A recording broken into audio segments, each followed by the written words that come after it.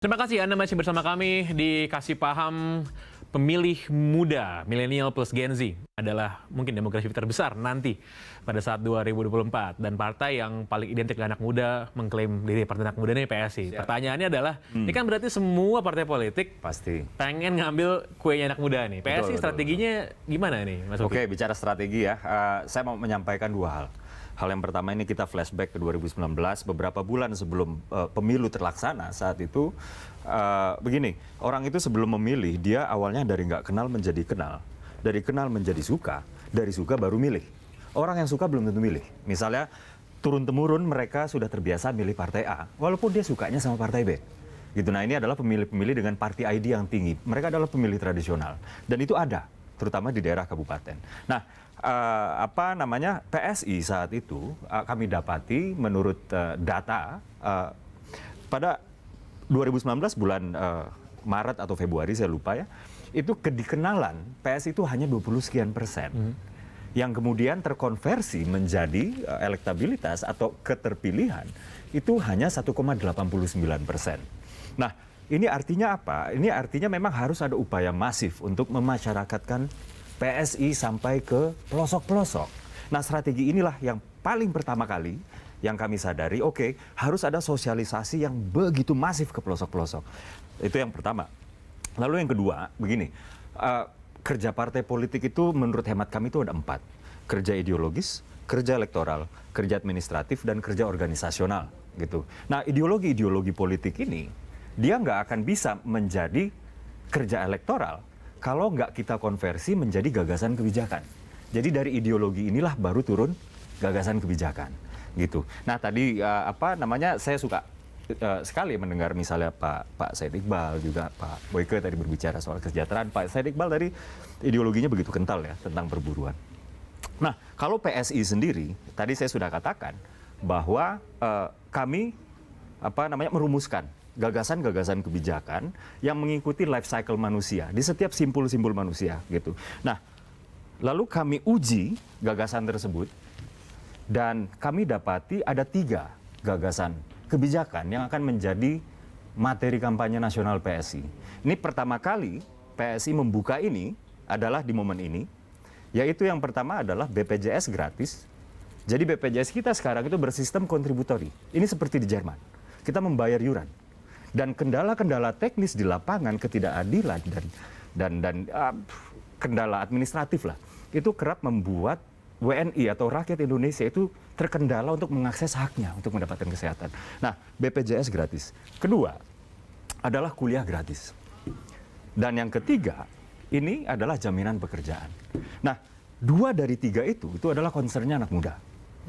Dan yang pertama, ini semua umur. BPJS gratis ini kan semua umur ya. Dan ya kurang lebih ini yang akan kami perjuangkan dan kalau misalnya ditanya teknisnya akan seperti apa, tentu kami sudah melakukan riset tentang ini.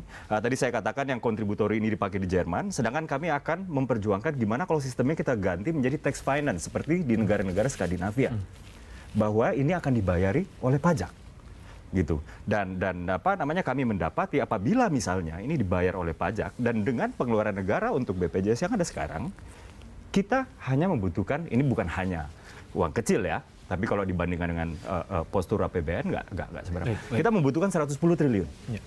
Saya membandingkan ketika PPN di Indonesia itu naiknya 1% dari 10 ke 11%, dalam 1 semester penghasilan kita dari PPN itu 90 triliun.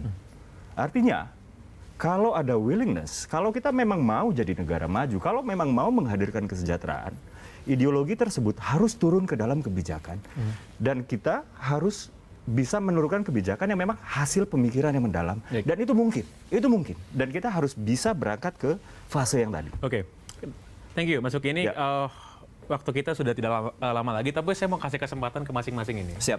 Karena ini, yang namanya pemilih itu kan, apalagi anak muda itu kan mereka selalu memiliki apatisme atau bahkan skeptis terhadap partai politik dan terhadap politisi. Even gitu. Kalau ngomong dia bilang nggak ada lah isinya. Nah saya mau ngasih kesempatan ini sebenarnya ke masing-masing. Jangan lama-lama. Mungkin 30 detik aja atau 1 menit. Apa sih yang membuat partai Anda ini berbeda dengan yang kita ini udah pernah lihat sebelumnya? Gitu. Kenapa kita harus percaya dengan apa yang Anda bilang? Gitu kan? Kan kalau yang namanya Gen Z milenial ini kan critical thinking-nya tinggi. Betul. Apa yang membuat Anda berbeda? Saya ke Pak Rio dulu. Kalau berbeda, tentu dengan penggunaan kata Nusantara, tentu itu identitas yang berbeda. Artinya ada sebuah harapan, ada sebuah asa yang kami tawarkan. Bahwa cerita masa lalu jangan sekedar menjadi cerita untuk meninabubukkan anak-anak gitu. Bahwa bangsa ini pernah besar. Nah, bangsa yang besar adalah bangsa yang ketika kepercayaan dirinya itu ditumbuh kembangkan. Makanya kenapa kita menggunakan tagline tadi, nasionalisme kenusantaraan, untuk memberikan sebuah jaminan, memberikan sebuah harapan, dan memberikan sebuah upaya bagaimana melahirkan kepercayaan diri anak-anak muda untuk menatap masa depan dengan pasti. Baik, terima kasih Pak Rio. Pak Boyka, singkat. Partai Perindo hadir ya, bukan hanya sebatas untuk ikut andil dalam pertarungan politik nasional. Partai Perindo hadir di muka publik, di bangsa ini, di republik, di kalangan masyarakat Indonesia, yaitu ingin mencari langsung solusi terhadap kesejahteraan itu sendiri. Makanya gagasan besar dari Partai Perindo yaitu bagaimana mensejahterakan rakyat secara lahiriah dan batiniah. Dan itu tentunya tidak hanya dalam bentuk gagasan-gagasan yang disampaikan lewat narasi, tapi harus ada dalam pemegang kebijakan. Atau perumus kebijakan.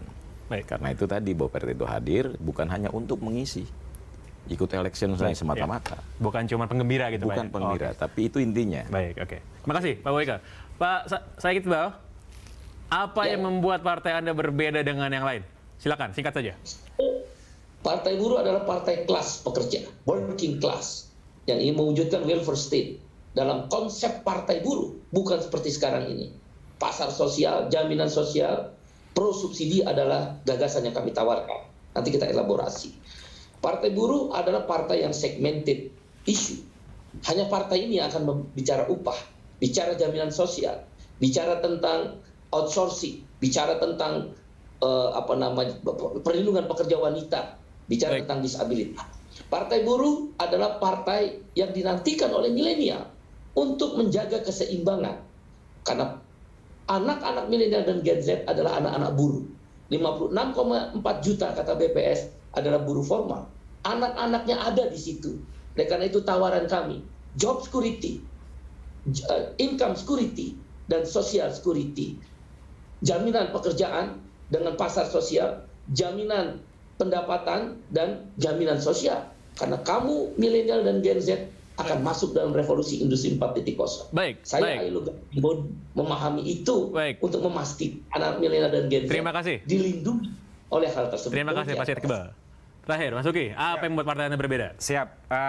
Jujur aja, saya itu sebenarnya sampai dengan 2019 ya, saya itu golput pileg.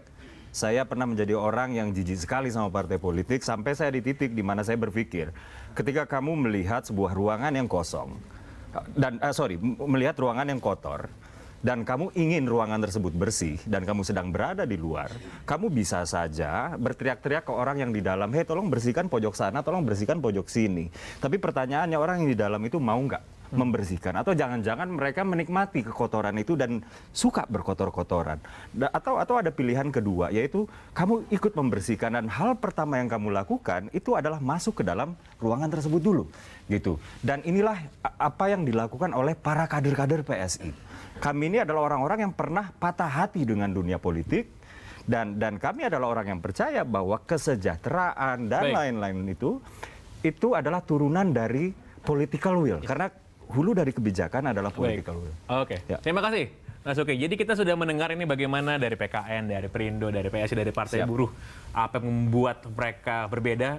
Mungkin saya rasa pemirsa calon pemilih bisa berpikir apakah betul terdengar berbeda. Kita kembalikan lagi kepada Anda semua. Terima kasih banyak kepada Bang Rio, Mas Uki, Pak Boyka, dan juga Pak Said Iqbal. Demikianlah kasih paham untuk episode kali ini.